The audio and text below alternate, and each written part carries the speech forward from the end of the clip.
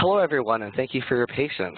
You know, there's nothing more appropriate than technology glitches when you're using technology to connect people from all over the country and the world.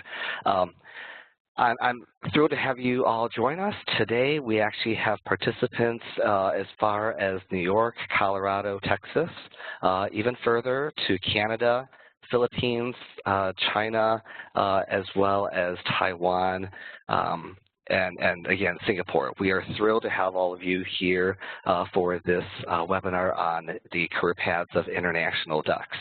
My name is James Chang, and I am Director of the Duck Career Network here within the Alumni Association.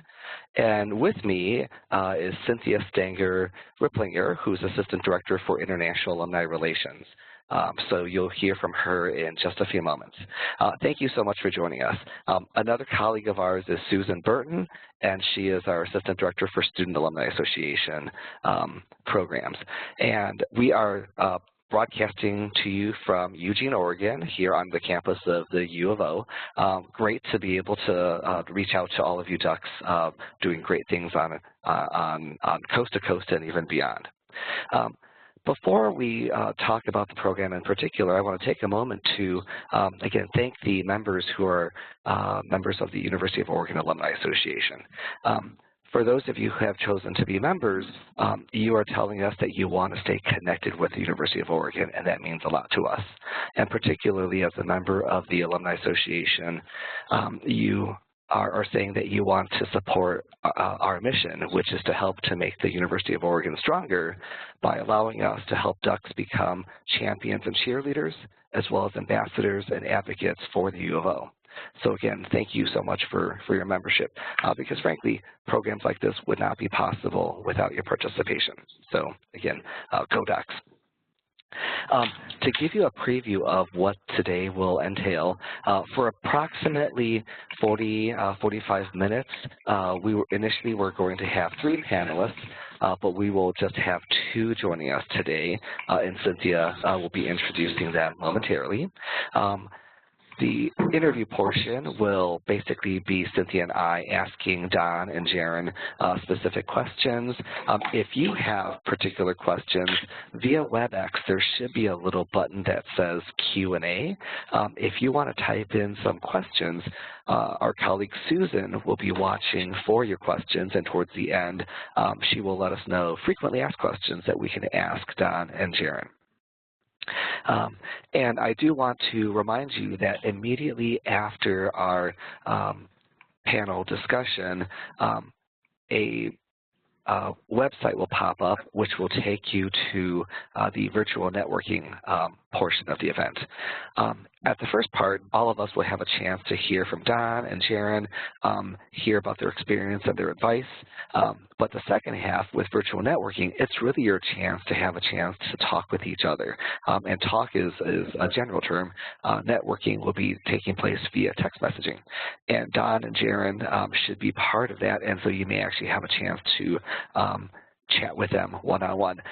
But all of our alums and some of our students who are members of the Student Alumni Association will be hopefully part of that program as well. So a neat way to grow your professional network one-on-one electronically. So with that, let me turn it over to Cynthia, who will introduce our panelists.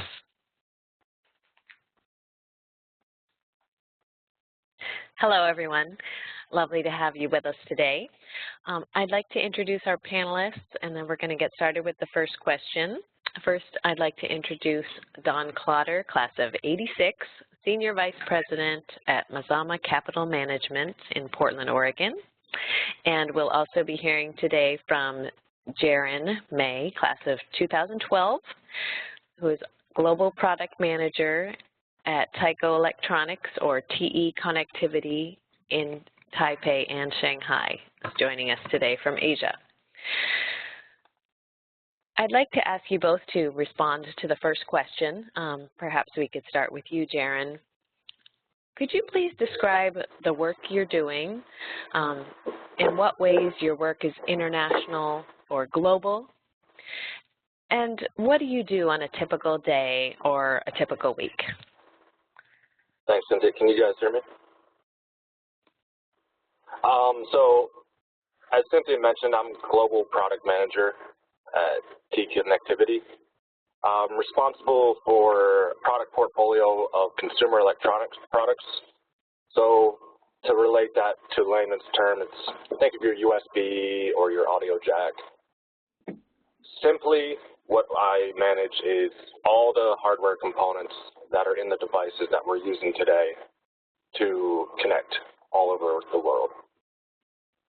Typical day, really for me, it's truly a global role in my perspective, leading cross-functional teams, cross borders, cross time zones, 24 hours a day. During the day, every day I work with China, Taiwan, Japan, Southeast Asia, Americas, Europe. So it's pretty much everywhere I cover on the continent except for Africa and South America for right now. The role is really just more of a technical bridge between sales and customers, which are all over the world doing design-ins. Think of your big tech giants in the Silicon Valley, your rising Chinese brands, and then communicating that to our engineers located here in Asia, as well as our manufacturing sites here in China. So I'd say for my position, it is, like I said, very global, which makes it very tough. Consumer electronics, very fast-paced, quick responses, quick design cycles, quick manufacturing cycles, and you have to do this globally. So getting calls early in the morning, getting calls late at night, it's just kind of continuous around the clock, but it's fun and exciting. And then also for the week, one class of Chinese, and recently been waking up very early to watch the Duck game. So I would say that's my typical day or week, just interacting with many global counterparts. Great. Thanks, Jaron. How about you, Don? Could you tell us a little bit about what you do and what ways it's international or global, and what a typical day or week might look like for you? Sure. Thanks, Cynthia, and thanks, everybody, for being here today. So I work in the investment management industry, which means my company is an investor, and we help some large plans invest their money. So the example would be a name that you know, somebody like CalPERS, state of California, different cities, counties, entities, but it goes all the way up to sovereigns. Sovereign wealth funds is a newer kind of name that's emerged as a big client type. So it's any large pool of money needs outside advice and assistance in investing their money. And so my firm does that. And it's like many jobs these days where it doesn't necessarily have to be international, but in our world, just about any industry becomes international, becomes global before you know it. So my job specifically is that I am sort of the translator. I'm the marketing and client service end, which means I maintain all the relationships with the people whose money we invest. So I go out and talk to people who are interested in investing with us, and then I have to relay back to them on a quarterly basis, sometimes monthly, what we have done with their money, what has worked, what hasn't worked, and what our outlook is. And so that's sort of in a nutshell what the job is. Now, how is it international? Well, primarily when you start thinking about large institutions, I've got the top 200, say, worldwide, and they're all the same. They've all got money and they've all got to invest it globally. And so it doesn't matter where you're actually domiciled, you've got to invest in just about every economy, every geography, every asset class. And so I've got both prospects and clients that reside all over the world. And so in a typical type workday, work week, you know, the most common thing is there is no typical. So I find myself today in Dallas in a hotel room. I was in Austin yesterday and Denver on Monday. 2 weeks from now, I'll be in Helsinki and London. And so, but essentially the job becomes the same. You're out and you're meeting with people who have large pools of money to invest, and you're talking to them about what's going on in the markets. And our specialty is in equities, and so we're talking about the equity markets and So there's that. There's a significant amount of travel involved. But then on a day-to-day basis in the office, I'm fielding calls or inquiries from anywhere from, you know, Dubai to London to Singapore to New York to Dallas, Texas. And it's both email, it's phone calls, it's just all forms of communication on a regular basis. Great. Thanks so much, Don. I think we might have Sunun Setbunsarng on the phone. Sunun Setbunsarng is class of 81 and works as a global trade specialist at Business Oregon here in Portland. Sunun, are you there? Can you hear me? Yes. Great. Oh, great. Sunun, could you tell us a bit about the work that you do, in what ways what you're doing is international or globally oriented, and what a typical day or week is like? So our job is to help Oregon companies to export their products or services overseas. So each day is in a way is a little bit different, so it makes the job is not too boring. So it sometimes is like you got an email or phone call from companies having issues about how to sell their products overseas. Sometimes they need certain certification like CE mark, and then you just have to help them go through the process.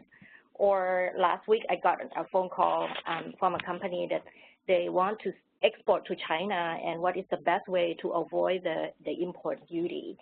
And so you kind of guide them through to some of the ways that they can do, like setting up their operation in a certain type of foreign trade zone, so they don't have to pay those taxes. And so sometimes we also deal with like incoming delegations. Just like 2 weeks ago, I have a big delegation, mayors and vice mayor from China. And currently, I'm also working on a mission to go into China and Thailand. And once in a while, we have to work with the governor's office, that we are the group that handle the governor's mission. And that is during the time that is very, very busy for us when we have to do the mission. So that is just basically what we do every day here.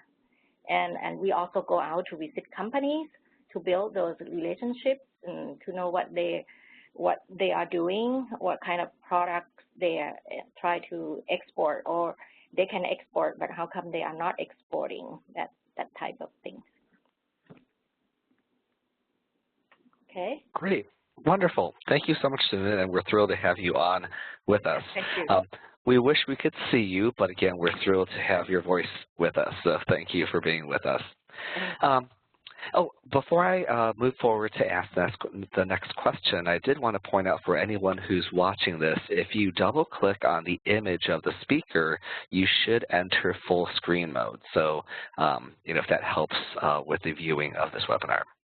So the next question that I would like to ask each of our panelists is, because some of our attendees are recent graduates, some are seasoned professionals, but we also are fortunate to have a number of our Student Alumni Association members with us who have the benefit of still being in school. If I could ask each of you to think back to the time you were at the University of Oregon, and did you envision your future career to take you where you are now? So what were you thinking back then? And if you could also briefly recap sort of how you went from U of O to where you are now. So for this, Don, could we have you start? Absolutely, James. Thanks. So I guess putting this in perspective, I graduated in 1986, and I think for the people graduating right about now, that is probably a long, long time ago. And the reality is, whether it was long ago or not, it was a different world. And I would challenge any of you to not work internationally today, because it's almost impossible no matter what you do. But what I had at the time was I had a great desire to leave Eugene and get out and travel more. I had done a year of exchange work abroad in Europe, and I really wanted to go back to Europe. So I was really just looking for a venue and a way to find a career that would take me around the world and travel a bit. And the lesson I learned along the way is that you just have no idea where the path is going to go. And so what I did was I went straight back to graduate school in New York because that was a much closer venue and did in the end expose me to a lot more European connections. And so after I finished grad school, I went to work directly for an Irish bank in Manhattan. And that was a terrific experience. I got a lot of exposure to Ireland and the culture and the people. Worked at that for about 4 years and figured I was not going to be moving to Europe with that job, so I came back to Portland. I went to work for U.S. Bank and worked at U.S. Bank in international trade, and then ultimately that evolved into investment banking. And by that point, I had sort of given up on my dream of living abroad, and so I was just trying to stay engaged in the community through my professional career. And the minute I gave up on my dream, then I was offered a job to go to work in Munich, Germany. So it was completely unexpected, but I was able to go to work for State Street Corporation in Munich and lived and worked there for almost 5 years. And it was absolutely fantastic. And then in 2002, I decided to move back home again and came back to Oregon. And since then, I've been working where I am now for the last 12 and a half years for Mazama Capital. So that's been my path. Great, thanks so much, Don. Maybe part of the learning is once you let go of a dream, then it finally lands in your lap. Thank you.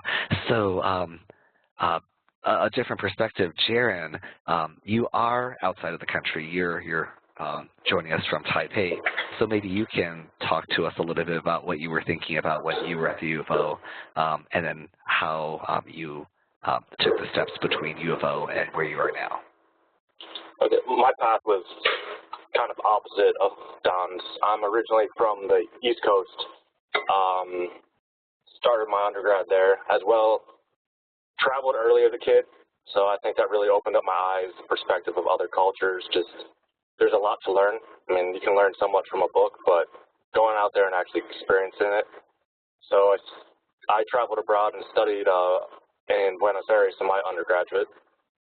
Then got into my first career, first position, and I still had that passion for working internationally. Try to voice it and tell everyone, I want to go abroad, I want to do this.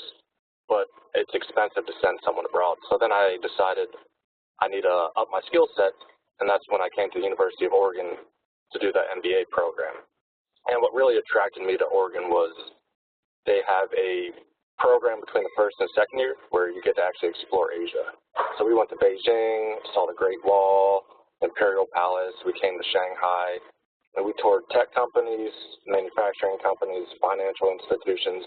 So it was just a good putting toe in the water and just feeling what it would be like to live, work abroad in Asia. But also at University of Oregon, my mission, so I would say I did have a purpose of coming abroad, and that's why I came to Oregon. So I had the opportunity to do an internship in Shanghai between first and second year. And that really sealed the deal for me from a truly domestic career that works for an international business to becoming a truly global career working with international companies daily. So I would definitely give a lot of thanks to the University of Oregon because they are my stepping stone to my career. After my MBA, Taiwan is my first job, and I'm actually moving to Shanghai, China next week to continue my career, different opportunity.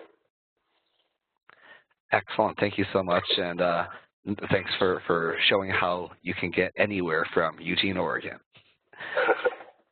So, Sunan, could you please tell us what you were thinking when you were back at the U of O and a brief recap of how you went from U of O to where you are now? I like U of O a lot, and then I think at a time I think I took a lot of classes that I know regardless I will look for something to do with international. So I took a lot of classes related to those international and went back to take some more Chinese because I think my niche is that I have to find my niche. And I know that Thai will not get me anywhere. Not a whole lot of people speak Thai. So Chinese will be my ticket. So I took more Chinese, took more classes, and the internship is really, really the key. And so with the internship, give me some, some experience, some working experience here.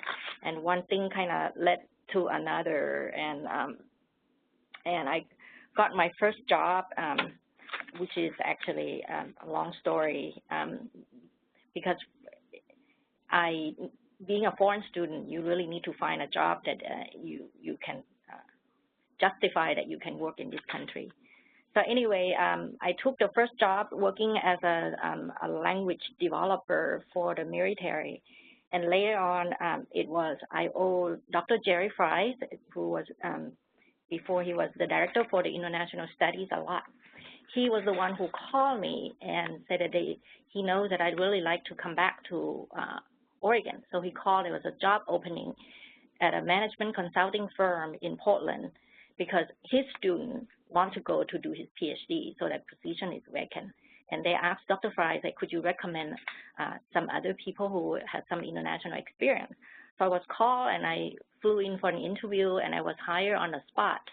So I was working for a management consulting firm for a while, and then I was recruited to take this current job, and so that is it.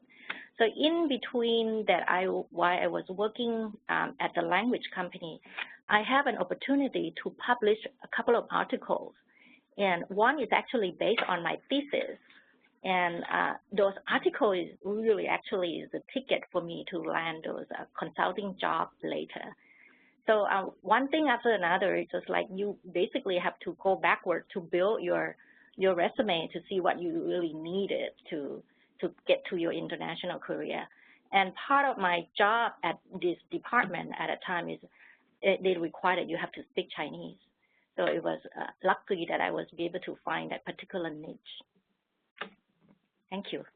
No, that's fantastic, Sunan. Okay, Jaron, a specific question for you. As an American who took the leap and moved abroad, and you're living outside your native country, what's it been like?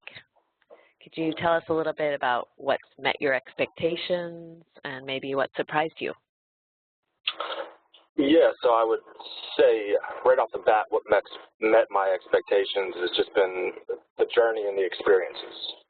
I mean, still young in my career, being able to travel through China for work, but when I get to play hard going to Japan, whether it's going to Bali, going to Palau to scuba dive, or going to Mount Everest Base Camp with my little Oregon flag, I mean, just the opportunities and experiences have been invaluable that you can't really get anywhere else.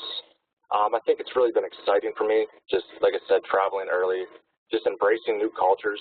I never knew much about Asia, their value systems, and really their education systems, because I think if you really, how people work, it's a lot of based on their family norms and values, but also how they're raised and educated. So it's interesting to kind of see the difference and compare working Western companies versus Eastern companies. It's really, I'd say, not all fun and games. It's been challenging as well. I would say Sunan is very well, like I said, she's got that niche of being able to speak Chinese. When I want to call Domino's for a cheese pizza, I have to ask my girlfriend. I can't do that myself. I mean, if I want to go out to a restaurant, I can't read a menu. So I think I underestimated the toughness of learning that language, and I figured 2 years I'd be able to learn it, but now I'll stick it out for 5 years and try to get a little bit more knowledge. But just separation from friends and family. And I moved to Taiwan, 2 suitcases, 2 boxes. So very not materialistic at all. And you're in a foreign land, you know nobody, just everything's different. You can't understand what people are saying. So it's really challenging, but for me, I like those challenges. And I think just being able to embrace that and know it's going to be tough is going to really make any kind of career internationally, if you work there, a lot easier. So that would be my 2 cents. I'm sure that enthusiasm is appreciated by your employers. Great. The next question is for Sunan. Sunan, you came to the U of O as an international student, and your employers, when they hired you, had to work with you through optional practical training and then eventually the work visa. If you had a chance to talk to other international students who were looking at this process and were feeling a little bit daunted about the process, what advice do you have for them to get through it? At that time, I happened to find this niche. The company that first hired me is a language development for the military. And I said, God, this is not the job I want. And then the professor, I remember the professor Friday said, you know, nobody got their first job that they want. Just go ahead and take it because they're willing to get you the H1. So I worked there. I know that my contract is only 1 year, you know, and so I have to look for the opportunity they need that they can help me get the permanent resident visa, which is a process. It's a little bit of a pain. So so I have to create a job for myself within the company. So I took a class called the cross-cultural communication kind of class, and I took the paper and talked to the director, said that, hey, you really need to open another division and train the language for the businesses and the culture, and that is a niche, and I can help you go through that process. And then I volunteer 1 day a week at the Colorado International Trade Office, and I was paid, which is good. And with that, I got the experience with the international, and meanwhile, we have a new division to do this cross-cultural training and the language. And that is the time that they apply for the permanent resident visa for me, which it means that I have to go to a labor certificate. We have to announce the job on a professional journal for a month, and then at the local newspaper for 3 days. And if nobody's come and take an interview, I mean, they apply for the job, and the job is yours. But we had people apply, so we have to tell them that why they are not qualified. And after that process, once you get your labor certification, and you just have to wait until you get your quota of the year. And it's a long process and pretty stressful because every day you don't really know when are you going to be able to get that visa. But once you get it, and that is yours, but you have to work hard at it and find your niche, to find a company that need to hire you because nobody else can do the job. And that is the first step to find a company that's willing to go through that process. Thank you. Great. Thank you, Sunan. No, I love your perspective about create a job in a company, tell them how much you are needed, and then suddenly they're willing to help you too. I think sometimes, you know, desperate, because you're desperate, you will think of all sort of things that to survive. But, you know, positive attitude and persistence. So thank you, Sunan. Yeah. So Don, you've worked internationally while based in the U.S. and also based in Europe. How did the experiences compare to one another, and why might someone prefer one setup over the other? It's a great question, Cynthia, and I'm glad that you think it'll be our call. It is something that I think everybody needs to consider. And you're talking working internationally or working globally, what does that mean to you? And I think having experienced a couple sides of that equation, to me, it really comes down to you have to be familiar with what is your lifestyle and what are your preferences. And it really is that you have to think through some of the details. I mean, Jeremy mentioned a couple of things, that the challenges you come across. So in the with being an expat, I think most companies realize the most important ingredient is the spouse or partner. So if you end up, and it might be your dream job, your partner doesn't want to be there, doesn't want to live in Munich or Taipei or wherever, then it's going to be a nightmare and it's not going to be success. Or alternatively, if you have someone who's really enthusiastic about seeing the world along with you, then that's fantastic. Or mingle and you're able to travel, that's great as well. So that part of it, I think, is really the kind of the crucial part of looking at who are you and what is it that you're looking for? Is it a scenario, you know, the quick answer is I love all of my different scenarios international that I've been involved in. So when I worked for the Irish Bank, I was surrounded by Irish citizens all day long, and it felt like you were in Ireland. When I lived in Michigan, it was some of the best years of my life, and it was really fun because, again, you get to see the culture, live it every day, really have a kind of bottom-up experience, getting to know what living there is like. But there are a lot of challenges with it too. You have to read, understand. You've got to learn the language. You got to learn the culture. It may not very well yours, so you really have to be flexible. And then the last version, which I have now, is equally wonderful, and it fits my lifestyle right now because I have a family and kids, and you know I can't be moving them around all the time. It worked out fantastic that I can go travel, I can go all these trips and see everything that I want to see, but then I can come home and have the base that I want to have. So they're all different, but it's kind of based on work. Sorry, I think I might have interrupted you, Don. We're having a little bit of audio trouble, but I think you outlined a lot of really interesting things to think about regarding the pluses and minuses of the different places that you've worked and the outside environment, the outside work environments, and how important it is to want to embrace those or feel like it fits with your lifestyle and your needs. So thank you for those thoughts. Sure. Great. So for the next question, this is for Jaren, and you alluded to this a little bit, but if you could perhaps go into a little bit more specifics in terms of, in order to be effective when you work across cultures, across borders, across languages, what would you say are the most critical skills and abilities and characteristics to have in order to increase your success and effectiveness? I think Don hit the nail on the head with the hammer when he said flexibility.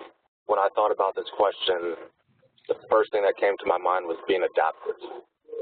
Everything's different, just like I said, cultures, people, very different. And you'll be put in some very odd situations when you're not in your comfort zones.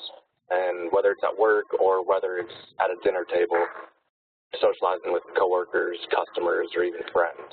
I've seen a lot of weird and tasty things put on the table. So that's been good, but I mean, that really requires you to be flexible. And ultimately, whether it's with a customer, coworker, in the end of the day, I feel like people just want to relate with people. So if you can kind of adapt a little bit, not conform to their culture, but just adapt enough where you can fit in and make them feel comfortable that you're willing to embrace their culture and not just try to force your culture down on them, I think is really important. I'd say total 3. So the second one would be patience. Coming here, you need to take time to realize everything around you, whether it's the lay of the land or how people do things, just hand motions, just the way you interact with people is very different. And really don't want to put, like I said before, your culture onto this other culture. So just kind of sit back, learn how other people interact, and then slowly kind of jump into the pool and start interacting more with people. The last one I would really say is seek advice and networking. I think people, whether it's these kind of events or whether it's through social media or anything these days, it's hearing other people's stories and kind of hearing their dynamic stories. You can read a textbook in college and it'll be a static view at a static point of time. But people's lives are changing every day, and it's good to build that network and those relationships to understand what it's like, because it's probably a little bit different from like living abroad, working abroad. When Don was abroad versus when I'm abroad, just from the age difference, the world's changing. So go out there and meet people, and I think that'll be one of the best things to embrace that career abroad. Great. Thank you, Jaren. So Don, Jaron started to talk about some of the things that he thinks led to his success. Could you expand on that a little bit? What do you attribute your successes to thus far? Yes. And let me just say, Jaron, you're a very wise man for a young man. I'm impressed. You know, I would say it's a similar kind of sentiment, but the first one, I just think of it a little differently, and it's not about international or global or not. It's more about, I give this advice when I'm talking about some about career paths, and that is you just don't know where your career path is going to be and where it's going to take you and exactly how it's going to evolve. It's great to have sort of a long-term vision, and so the key is, from my perspective, that you just got to be open, because these come up when you least expect them. The opportunities arise. I can give a very brief story from my personal experience. When I was working at U.S. Bank in 1997, and my wife and I had decided, okay, we're going to stay here in Oregon. I'm going to give up on the dream of living abroad. And so we had bought property. We were building a house. We were in the middle of adopting our first child. And in the middle of all that State Street calls and says, how would you like to move to Munich, Germany? And we looked at each other and said, this could not be worth timing. How can we possibly do this? And 6 months later, we were living in Munich, Germany, and looking back and saying, how did we ever question that we would say no to this? And it ended up, it was just a question of sitting down and saying, we just got to be open. So I say to everybody, just be open to whatever it is. Try to look past the initial thought that you have from whatever it is and try to look through it. Other than that, if I get more specific on what I think the most important skills are, it's all about communication. And again, it's, you know, Jaron touched on some of this. For me, when I'm looking for people, when I'm trying to figure out how I can do my job better, it's all about being a good communicator. That's partially writing, that's partially learning language, that's learning culture, it's finding out how you can best connect with people. Because you can't do that. I mean, it's not you domestically either, but it's certainly internationally. So you really got to be aware of it. I travel with several people who are much more domestic in their perspective, and you know, people have a hard time understanding them. They give examples, talk about we're in the third inning of a baseball game, and people don't even understand how to play baseball. And so, you know, it's very kind of sort of incremental pieces of information that you have to pass on, I think end up being crucial. And then the last part is, again, something that we brought up already, the network. It's not networking in a classic sense, but just keep your network alive. And all of you are really fortunate in that the University of Oregon happens to be a really strong network. I connect with U of O people everywhere in the world, everywhere I go. I try to reach out and connect, and you just never know. It's part of that being human and just seeing what's out there and who's out there. It's a great opportunity to stay in touch with some of your fellow alums. Thanks for that shout out for the U of O network and the UOAA network, Don. Let's move on to Sunun for a moment. Sunun, could you give us some advice? What would you tell an incoming freshman or first-year student to make the most of their college experience? I think the first thing is if international is your goal that you want to do, I think first is taking those serious classes that related to your international career. For me, one of the useful classes I took is like the export management, so that was really useful, that went through that whole process, and that gives you some credential when you're beginning to apply for an internship, which lead to the other one that you may have to kind of look at your resume. As a student, you don't really have a whole lot actually, but keep looking a way to build your resume to make it look like that you are actually, if you want to stay in this country or something, you really need to make you different than other people, your peers and so on. So I would suggest that they're thinking about like internship right away. Like this summer, I had a student, second-year student, who already start doing the internship, and her goal is that she will be doing also some more Chinese in Beijing and so on. She already start building her career, so she got her internship experience and build on the language and so on and so forth. So that is the kind of thing that you have to start thinking about. And if you have to work on your paper, so start thinking about what will be some of the topics that will be useful, that will make your career eventually will be useful for you. So say if you are an MBA student, so you may have to work on some group paper or something.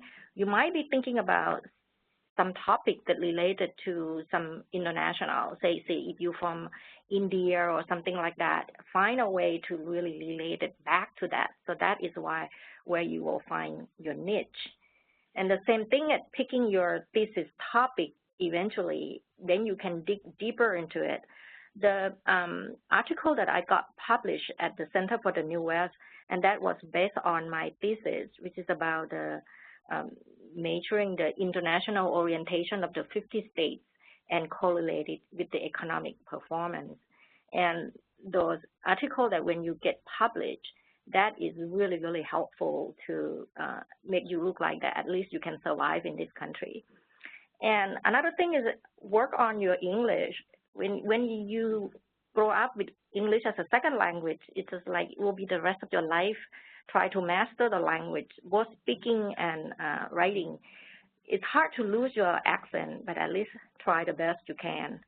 And take more foreign languages so you will be even more marketable. And if you have an opportunity to study abroad, take it. That will be very useful. So, and then networking with fellow students, that's always be very helpful. You never know. For me, I travel to Asia a lot, and basically every country that I go, I can find friends. And sometimes you really need help in my job, you never know. So all of those come in really handy. So that's what all I have to advise. And also another thing is that have some good relationship with the professor. Sometimes it will be helpful, like if you want to present something, get your professor in to be a public speaking or something, and you just go with your professor or publish something with your professor, and that will be very helpful to get one foot in the door. So that's what I have to advise. And, one more thing. Sure. A lot of networking opportunities, there are tons of it. Like, for example, it's not only foreign students, for any American student who are wanting to do international work. Like, for example, in Portland, every quarter there will be an international networking event, and you can come. It's free, free food, free drink. There are lots of opportunity to attend. Like tomorrow, we have a doing business with Poland, and it's free in our building here. So there are many of those opportunities that you can come and network. The networking is very, very crucial. If you are at the right place at the right time, meeting the right people, and if you are ready, and that is where you will land a job. Thank you. Wonderful advice, Sunan. Thank you so much. It's hard to believe it, but it's already 10 minutes to the hour. I know each of our panelists, Don, Jaron, and Sunan, could share so much more advice, but wanting to be sensitive to everyone's time needs, it's my unfortunate responsibility to wrap up this part of our conversation. Like I said, I think there's been great insights that's been shared. It's so interesting to hear about the experiences of our three panelists. And I want to emphasize that the program is not formally done once we're done with this webinar. I do encourage all of you to participate in the virtual networking session that will happen immediately following. Once I close the WebEx window, an internet browser should open up and will guide you directly to the virtual networking platform. If you've already signed in and created a registration for the event, you'll be able to step right in, and in just a matter of minutes, you'll be joined by other participants who you can text chat with one-on-one. And learn from each other, as well as Sunan, Jaren, and Don. So with that, I want to say a huge thank you to Jaren in Taipei, Don in Dallas, Sunan in Portland. From here in Eugene, Oregon, thank you all for being wonderful ducks and representing us near and far. Thank you for being a part of this Duck Career Network program, something that's a new initiative with the Alumni Association to provide you ongoing career support for all alumni beyond graduation. And a final thank you so much for those of you who have chosen to be members of the Alumni Association.